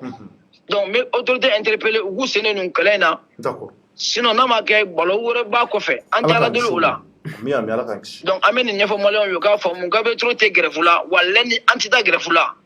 ka ini population me fait bekana ke ga baraka amu deme chugola chugo mato uga soro uga bara ba soro uga concession soro chugo amu walea abana amu de foyer d'accord merci beaucoup Wage ala kan bo shula ga nga fulu fa maramu maram ba fa aba mais inchallah merci bonne soirée mais je comme je fara fo ada to bela jile merci beaucoup Wage ma yela agele ga maram go kuma fa yela o jo kele jara torno ngombal maru maraga d'accord rapidement tamba tambulo anganga andi kapuga nyemgo reçoit pas no Dramane Dambélé ale be ka kɛ ka émission kun cɛ mu famiya nina grève kɛ kun filɛ Wage ka kɔrɔfɔ la dɛ et puis comme on bi a bɛɛ kama anw di maa si ka côté la anw bi a ka kunnafoni di jinsɛn Wage de ye nin fɔ ko grève kɛ kun ye nin ye ko ndɛnɛ nata ko k'u bɛ dɔwɛrɛ kɛ k'u bɛna olu sɔrɔ ɲɛ ko grève ti kɛ ko parce que k'a kɛ kun de ye nin mun faamuya nin Thierno bon an ye cɛ ka kuma mɛn n y'o dɔrɔn de faamu je peux pas me prononcer quoi parce que argument foyi tɛ n bolo nin ko in kan an bɛ dugawu de kɛ dɔrɔn ala ka Mali bɔ nin ko ninnu na en tout cas c'est pas grand c'est pas grand c'est très petit nin ko ninnu quoi ala ka se n'a fɔra ko syndicat yɛrɛ damaw de bila mɛ ɲɔgɔn na sisan nɔ en tout cas maloya ko don dɛ i y'a faamuya donc yalo ti wari ko kɛlɛ tɛ jɔyɔrɔ ko kɛlɛ tɛ ou bien faamaw binna aw kaw tɛ mais ni n'a kɔni kɛra nin kɔni tiɲɛ yɛrɛ la ni maloya ye wa ala k'a tiɲɛ bange amina ala kana kɛ nin sinon n'a kɛra nin kojugu kɔni don dɛ sinon Wage yɛrɛ nin ko ne yɛrɛ dabali banna o e bɛna mite mitili ye kojugu d'accord donc Jefa mun bɛ fana bolo rapidement bon je pense que ala jɔn y'a fɔ cogo min na an ye Wage de ka kɔrɔfɔ mɛn an kɔni t'a dɔn ni dɔ in fana ni kuma dɔw b'a bolo k'a fɔ a fɔra ko mun yɛrɛ sababu bɔra mun yɛrɛ la c'est à dire mun y'a to grève yɛrɛ bɛ ka kɛ an t'a dɔn n'a y'a sɔrɔ réellement o fana ni kuma dɔ b'a bolo k'a fɔ mais wage ka explication na Thierno n'i y'a ta k'a lajɛ n'a y'a sɔrɔ réellement ni grève bɛ ka waleya nin de la kɔni Thierno nin bɛ mɔgɔ dabali ban c'est à dire non c'est à dire a bɛ mɔgɔ dabali ban surtout a kɛra secteur mun na secteur mun Thierno mun ye hadamadenw ni lakisili c'est à dire que maaninfinw ka furakɛ yɔrɔ mun na maaw minnu bɛ taa Thierno u bɛ saya ni balo cɛ ka grève kɛ ko k'a sababuya kɛ ko parce que maa dɔ de bɛna mite a ma mite dɔwɛrɛ kama de wage ka kɔrɔfɔ la Thierno k'a bɛ ka mite de k'a sababuya kɛ a ye walew dɔw de sabati cɛ Thierno c'est à dire que nin ye kabako ye dɛ nin ye dabali banko de wallahi n'a y'a sɔrɔ ni nin ye cause yɛrɛ de quoi c'est que franchement en réalité ils prennent pas les Maliens au sérieux Thierno dabali banna mɔgɔ minnu bɛ banabagatɔ e k'a jateminɛ ninnu bɛ grève min na banabagatɔ joli bɛ taga ka taa fɔ ninnu kɔ Thierno maa joli bɛ taga olu mago bɛ docteur la docteur tɛ yen mais c'est à dire c'est incroyable quoi o de y'a to Mali la ala jɔn ka kuma in de don quoi c'est pas grand wallahi parce que ala jɔn ye kuma mun fɔ o de don Thierno i bɛ se ka fɛn bɛɛ miiri k'a fɔ ko o bɛ waleya fo ka taa fɔ ko ninnu n'a ɲɔgɔnna quoi c'est pourquoi n y'a ɲininka kɔrɔfɔ kɔnɔ n ko syndicat a ka UNTM yali mɔgɔw bɛ se ka grève nin cause kan cogo di UNTM mɔgɔw c'est vrai a y'a fɔ k'u tɛ k'u soutenir mais a ka kan Thierno UNTM mɔgɔw ka sanction ta k'a ɲɛsin u ma parce que UNTM fana bɛ yan de ni olu b'a fɛ u ka condition ni u b'a fɛ u ka condition ka améliorer UNTM bɛ wuli ka jɔ kɛ olu ye walasa condition bɛ se ka améliorer cogo min na mais n'a fɔra ko aw ka condition améliorer ko tɛ fo parce que e kelen bakun c'est à dire e yɛrɛ bakun kelen kama Thierno ka grève provoquer mɔgɔw ka taa grève la tiɲɛ yɛrɛ la c'est à dire n'a y'a sɔrɔ a ko kɛra tan de sanction de kan ka taa nin ko la Thierno a cɛ man ɲi d'accord merci beaucoup Jefaga vraiment dɔgɔtɔrɔ an bɛ foli lase dɔgɔtɔrɔ bɛɛ ma donc an b'a ɲini an ka technicien u ka lajɛ ni ka se ka Danbele wele ka na rapidement ni o ye Dramane Danbele an b'a kuncɛ ni ale ye an ko ye ale reçoit plateau sanfɛ an bɛ Ala jɔn fo kosɛbɛ ka wale ɲuman dɔn ka Mamadu Jefaga fo kosɛbɛ kosɛbɛ k'u bɛɛ wale ɲuman dɔn su kɔrɔbayara hali bi an bɛ a katigɛ ɲini kɛ jamanadenw fɛ parce que an ka machine tun y'an janfa donc nin waati in na minuit yɛrɛ tɔ man jan hali Bamako yɛrɛ kɔnɔ tuguni donc jamana wɛrɛw la 1 heure du matin bɛ 2 heures bɛ yɔrɔw la nka o tɛ baasi ye hali bi an b'a ɲini bɛɛ ka partager mɔgɔw ka partager kosɛbɛ walasa hali bi a bɛ se ka se yɔrɔ caman cogo min na donc an bɛ Danbele reçoit ni ka se ka a laban ni Danbele ka kɔrɔfɔ ye ni ale handicap ka ɲɛmaa ye komi kɛra a fɔli yan nɔ kɔrɔlen a bɛ yan nɔ depuis wulada in na donc an b'a lajɛ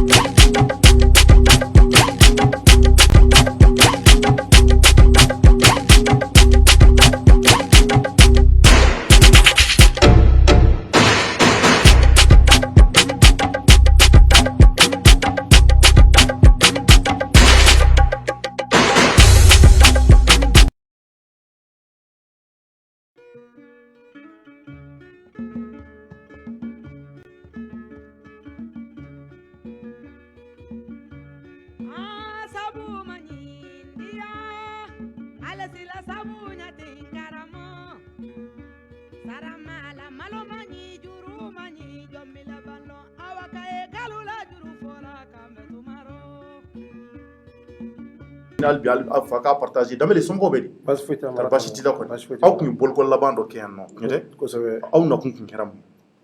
an nakun kɛra mun ye ka na an ka droit ɲini jamana fɛ ka da kan an ka droit bɛɛ kun datugulen don jamana bolo bɛɛ kun datugura donc an kun tɛ k'an ka droit si sɔrɔ donc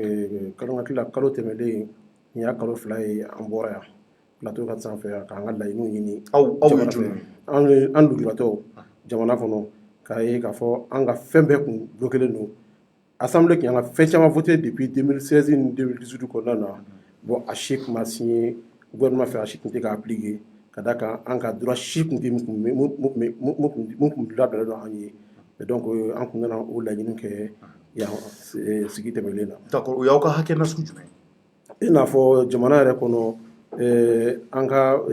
yɛrɛ kɔni bɛɛ b'a dɔn k'a fɔ bi in na kalan a ka gɛlɛn surtout lujuratɔ kunda lujuratɔw tun ye kalan kɛ ka ban ka diplôme sɔrɔ ka fonction publique kun gɛlɛyara a filanan ye mun ye an ka projet ka se ka financer kun gɛlɛyara donc a sabanan ye mun ye n'i y'a jateminɛ service daw la handicap a kɛ cogo a bɛɛ gɛlɛya tun b'a bɛɛ kɔnɔna na donc ça veut dire que an mago tun bɛ fɛn fɛn na jamana in kɔnɔ a si kun tɛ ka ɲɛnabɔ a si kun tɛ ka ɲɛnabɔ donc an kun nana o de sababu la d'accord Dramane an b'i fo a ka association ko association des handicaps association des handicaps pour la promotion des initiatives locales donc e y'o porte parole ya walima e président ne ye président e président donc maintenant aw bɔlen yan nɔ i ko yɛlɛmaw dɔ donna na a ko kɛra cogo di kosɛbɛ Thierno n b'i fo n bɛ OM baarakɛla bɛɛ lajɛlen fo ka kan ne y'a ye a ye taa kunu yɔrɔ la kun tare jara n'o tɛ an kɔni an b'aw fo ka waleɲuman dɔn ka jamana kɔnɔnaden bɛɛ lajɛlen fo jamana kɔnɔ jamana kɔ kan an bɛ bɛɛ lajɛlen fo ka bɛɛ lajɛlen waleɲuman dɔn parce que bɛɛ lajɛlen lamɛn ka partager ka anw dɛmɛ kɔnɔna na donc an bɛna mun lase jamana ma vraiment an nisɔndiyalen don bi kosɛbɛ an bɛ foli fɔlɔfɔlɔ jɔn na bi bi in na an bɛ se ka waso ni cɛba ye an bɛ se ka waso k'a fɔ cɛba de b'an bolo jamana kɔnɔ bi o jɔnni n'o ye Asimi ye Asimi Goyita kosɛbɛ cogo di parce que n'i y'a jateminɛ an bɛ laɲini na a mɛnna 2016 an bɔra ka marché an ka laɲini kun kɔrɔ a ma ɲɛnabɔ ne yɛrɛ depuis an ka association créera 2008 2009 2010 ne yɛrɛ bɔra journal écrit caman kɔnɔ an ka hakɛ nɔfɛ a ma si ma ɲɛnabɔ nka i bɔlen yan nɔ dɔrɔn ala y'a kɛ fura sɔrɔla la donc maintenant 2016 kɔnɔna na an ye marché kɛ fo ka partenaire kuraw sɔrɔ yen mun tɛ gouvernement yɛrɛ ye k'o fara an bolo kan donc an ka laɲiniw ma se ka ɲɛnabɔ o kɔfɛ radio caman ye wele n kumana kan an ma ɲɛ sɔrɔ la mais Dieu merci an b'ala barikada an bɔlen an plateau ka don min an b'a dɔn o nɔngɔn na a bɛnna ni premier ministre ka programme d'éditora ye directement o y'an ka programme don a kɔnɔ donc o kɔfɛ conseil des ministres y'a validé mercredi tɛmɛlen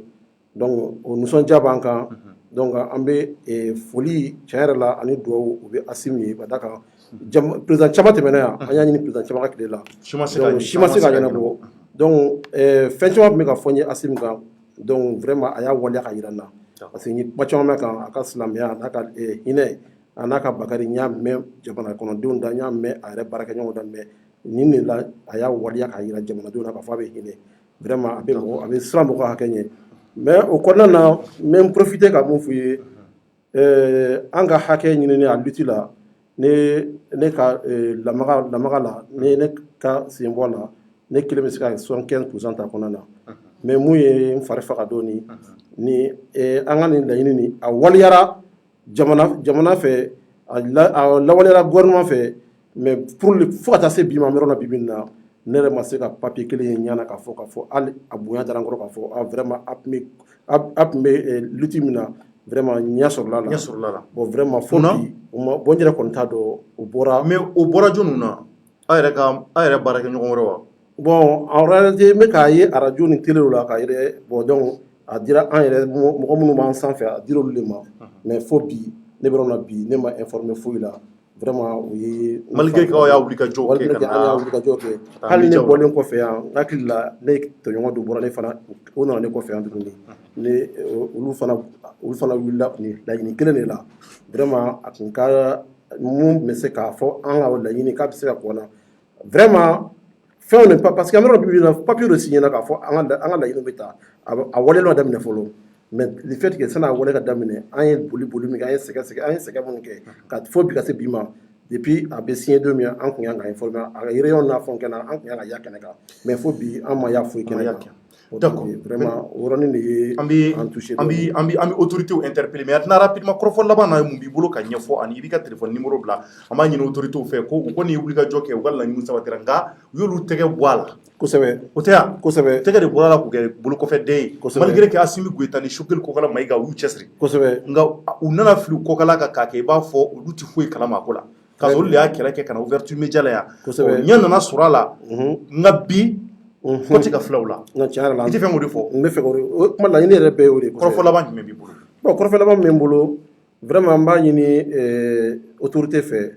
gouvernement olu min ye hakilina sɔrɔ ka dɔn k'a fɔ an ka hakɛ bɛ jamana kɔnɔ ka se k'a waleya a baara la an b'a ɲini o fɛ k'o impliqué a la parce que jamana in a gestion a ma nɔgɔn donc sani ka bɔ kuma na n'a sɔrɔ n bɛ se ka an dɛmɛbaga dɔw fo rapidement ka da kan an tɛ bɔ an bɛ nin kɛnɛ kan n'an bɛ nin kɛnɛ kan bi Thierno an bɛ fondation orange fo fondation orange mɔgɔw vraiment parce que o kɛlen k'a dɔn k'a fɔ an ye mɔgɔ 50 formé safinɛ dilan ni suman bayɛlɛma na olu y'an wele ka safinɛ dilan machine ta k'a d'a ma k'an ka baara kɛ n'a ye a banna an bɛ fondation orange fo wallahi fondation orange ɲɛmaaw tulo t'a la ni maa mun bɛ u dɔn a ye video in d'a k'a ci u ma ka tila ka balo ta k'a d'a ma tuguni ko an ka dun ka fa ka taa baara kɛ donc an b'o fo k'o waleɲuman dɔn donc o kɔnɔna na an bɛ Daraja Hayidara fo ale de an dɛmɛ ka maa 50 ni formé an ye Daraja Hayidara a yɛrɛ delila ka bɔ f'a ka livre dilanna kosɛbɛ Daraja kelen kelen an dɔgɔmuso Albarka président ale de don Daraja voilà bon donc an b'a fo ka waleɲuman dɔn parce que ale de y'an y'an ka machine kɛnɛ kan k'an hinɛ minɛ ka gɛrɛ anw na san o san an denw ale jɔ bɛ n'an denw ka kalankaminɛw ye depuis 2016 fo bi ala ka Daraja sara donc an b'o fo ka waleɲuman kɔfɛ an bɛ Mamadou Saliyatou Touré Mamadou Saliyatou Touré voilà mun tun bɛ l'ancien ministre la ale kɛlen ka mɛn k'a fɔ an ye nin formation kɛ ale de ye wuli ka an wele f'a ka bureau kɔnɔ ka fɔndi wuluma ta k'a d'a ma k'an ka baara kɛ a tɛ tɛmɛ o kan donc a tun ye layiru ta an yɛrɛ k'a fɔ donc comme ale de bɛ formation ministère la vraiment ale b'an bila a ka programme na donc ala m'a latigɛ kosɛbɛ ale bɔra yen donc an bɛ an ka dunan minnu b'an fɛ n'o tirikiw ye olu de y'an dɛmɛbagaw ye jamana in kɔnɔ turc voilà an tɛ bɔ yan bon n'an m'o fo donc ni an tɛ bɔ kɛnɛ kan n'an Mamadu Miyankɔrɔ Tarawele ale de ye bureau di anw ma commune 3 kɔnɔ n'o tɛ an ye bureau ɲini fan bɛɛ fɛ ka dɛsɛ an ma sɔrɔ siège yɛrɛ t'an bolo baarakɛyɔrɔ t'an bolo nka ale de ye bureau d'aw ma ale de ye bureau d'an ma an b'a yɛrɛ fo an b'a fo ka waleɲuman dɔn donc ka aw yɛrɛ fo a ka cɛsiri la ka da ka fɔ a ye lamaga min kɛ a yira vraiment an b'aw fo an yɛrɛ dɛmɛli la ni bɛɛ k'i cɛsiri komi aw cogoya se ka sɔrɔ an kɔrɔ dingɛ kɔnɔ vraiment an b'aw fo ka waleɲuman dɔn donc ka an lamɛnjɛkulu numéro ye jumɛn ye a bɛ sɔrɔ numéro mun na ni maa minnu bɛ fɛ k'aw dɛmɛ ani aw ko in kɔni ɲɛnabɔra nka aw kɛra bolokɔfɛfɛn ye k'aw tan ka bɔ a ko la n y'o de fɔ ni faamaw tulo b'a la n'u bɛ fɛ k'aw dɛmɛ hali bi ko in na aw kana kɛ bolokɔfɛfɛnya la numéro jumɛn b'i bolo ani maa minnu bɛ fɛ k'u dɛmɛ sabula lujuratɔw don vraiment an kɔni yɔrɔ min na ale bɛ misiri wele de kɛ lujuratɔ don a tɛ fɛn wɛrɛ la a ye ko bɛɛ kɛ cogo na sugu si la kosɛbɛ nka u ka ko si tɛ se ka ɲɛnabɔ a ɲɛnabɔlen a ko kuma bɛ fɛ ka yira ko ɲɛmaa minnu b'a sanfɛ k'u y'u gɛn ka bɔ yen kosɛbɛ o tɛ a i m'o de fɔ wa voilà laɲini yɛrɛ y'o de ye ok an ka taa téléphone numéro jumɛn d'accord téléphone numéro ne maa min b'a fɛ k'an lasɔrɔ u b'an wele 76 38 25 23 76 38 25 23 66 93 19 48 c'est-à-dire o ye Malitel ye 66 93 19 48 ni maa min b'a fɛ ka an laɲini k'an ka bureau fana dɔn o bɛ se ka taa radio fréquence kɛrɛfɛ donc Chabrubete kuru min bɛ yen an ka bureau b'o kuru kɔnɔ. d'accord Danbele an b'i fo kosɛbɛ Danbela kanu olu tɛ maa ɲɛnama ye nka e bɔn bɛ a maa ɲuman fɛ ala ka barika d'u la ala k'i mɛn an kɔrɔ ala k'aw ka laɲini sabati Roberto Media fana b'aw ka bila la anw bi jamanadenw dɛmɛ donc an b'an ka ɲɛmaaba fila fo ni o Yusu Mangara ani Cheikh Tidiane Jara olu de sababu y'a to yɔrɔba in dayɛlɛla ka bila diɲɛ fɛ ka don maaw jigi kɔrɔ wa an bɛ t'aw jigi kɔrɔ fo ka taa fɔ aw ka laɲini sabatira wa n'aw mago b'an na waati o waati a y'an wele an b'a ka bila la an bɛ dugawu kɛ ala ka laɲini sabati komi nin na ne de ye président ye ne siɲɛ fila tabali kɛ yan an ka bureau bɛ yen an b'a ɲini aw fɛ pour que k'a dɔn k'a fɔ an bɛ baara min na jamana in kɔnɔ ne bɛ baara min na jamana in kɔnɔ lujuratɔw ka hakɛ ɲinini la lujuratɔw ka balo ɲinini la lujuratɔw parce que e yɛrɛ b'a dɔn bi-bi in na balo ɲinini a ma nɔgɔn balo ma nɔgɔn donc a m'a ɲini aw fɛ a ka se an ka bureau la an bɛ se k'a dɔn k'a fɔ témoignage ka sɔrɔ k'a dɔn k'a fɔ ne bɛ baara min na d'accord problème t'a la an bɛ yɔrɔ bi n'aw ka réunion bɛ kɛ don min na i b'a fɔ an ye kosɛbɛ an bɛ taa kɛnɛ kan k'a jira mɔgɔw la en live n'Ala sɔnna ma o bɛ diya n ye kosɛbɛ d'accord ala ka laɲini sabati Danbele Maliyɛnw an b'aw fo an b'a ɲini aw fɛ a k'u dɛmɛ kosɛbɛ a y'a ka téléphone numéro bila an b'a ɲini bɛɛ k'a partager n'a bɛ se k'ala yɔrɔ kunkurunin yɛrɛ tigɛ k'a bila groupe kɔnɔ an b'a ɲini aw fɛ a k'a kɛ ala kama a k'o yɔrɔ tigɛ lujuratɔw mago b'an ka dɛmɛ na u caman ɲɛ bɛ bolokɔfɛfɛn jamana in kɔnɔ ale nalen plateau sanfɛ a ka kumakanw kɛra sababu ye a ye hɛrɛ dɔ sɔrɔ a kɔnɔ hɛrɛ in nka maa minnu bɛ sanfɛ ale ko k'u ka kɔrɔfɔ la k'olu dɛnna kɛrɛfɛ dɔɔnin olu kun mɔgɔ bɛ mun yɛlɛ olu ma se k'o sɔrɔ nka k'a bɛ président de la transition fɔ n'o ye Assimi Goïta ye a n'a ka marabolo ɲɛmaa n'o ye Choguel Kokala Mayiga ne yɛrɛ bɛna n ko colonel Choguel Kokala Mayiga sa nka colonel Choguel Kokala Mayiga k'a bɛ o fana fɔ k'u waleɲuman dɔn u ka nin ko in na a diyar'u ye nka k'ale bɛ k'u kɔfil'u la donc nɛgɛjuru sira bilala o de la walasa mɔgɔw bɛ se ka dɛmɛ las'u ma an bɛ dugawu kɛ Ala k'aw ka laɲiniw sabati maliyɛnw an bɛ aw fo ka waleɲuman dɔn k'a fɔ hali bi Ala ka jamana suma Ala ka jamana in kɛ an sago ye an bɛ dugawu kɛ an yɛrɛbakun ye Mali kɔnɔ ani Mali kɔ kan k'a fɔ an ye vraiment an bɛ ɲɔgɔn ta sini inchallah ni bɛ bɛn alamisa ma Ala k'an si jɔ k'a kɔnɔ merci à toutes et à tous a k'an bɛn waati wɛrɛ au revoir.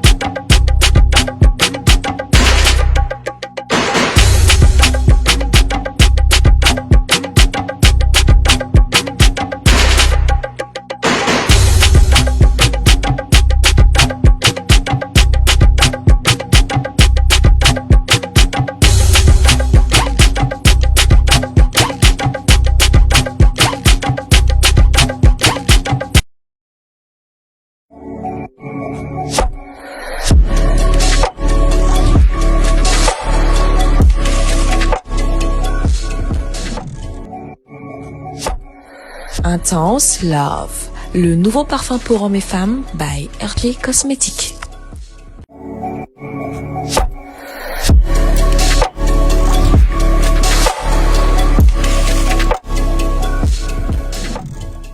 Pure Séduction, le nouveau parfum pour femmes par RJ Cosmetics.